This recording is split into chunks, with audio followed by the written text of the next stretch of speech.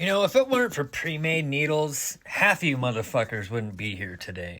Back when I was coming up in the 90s, early 90s, there were pre-made needles. Like Spalding and Rogers sold pre-made needles, but they were fucking pricey.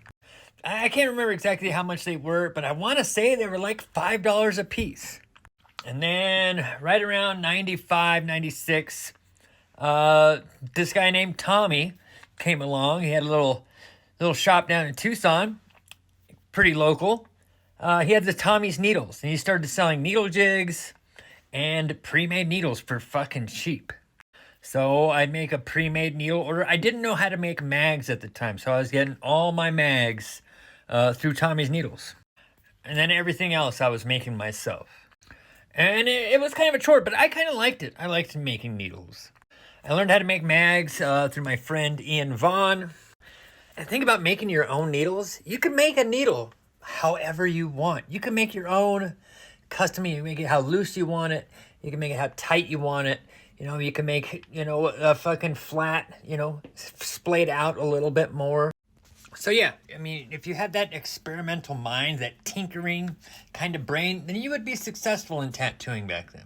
But the way I feel about it, and I'm not trying to be a snob, and I know a lot of other old schoolers kind of feel this way, is that if you couldn't handle that job, if you couldn't handle the chore of making needles, scrubbing tubes, doing the sterilization, getting ready for your work week or your day or whatever, like if you didn't have that tinkering kind of a mind, learning how to tune tattoo machines, I mean, we had to figure a lot of this shit out on our own. We did not have YouTube. I mean, obviously.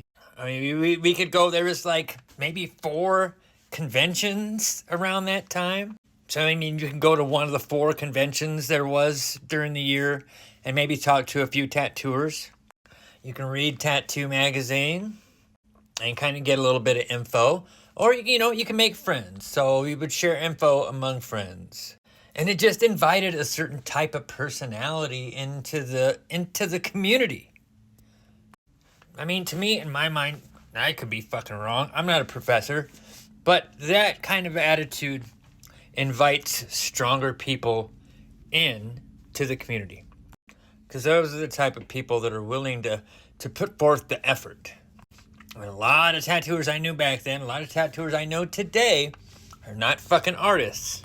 I am not what I would consider an artist. I can draw stuff, I can paint stuff, but I'm not a fucking artist.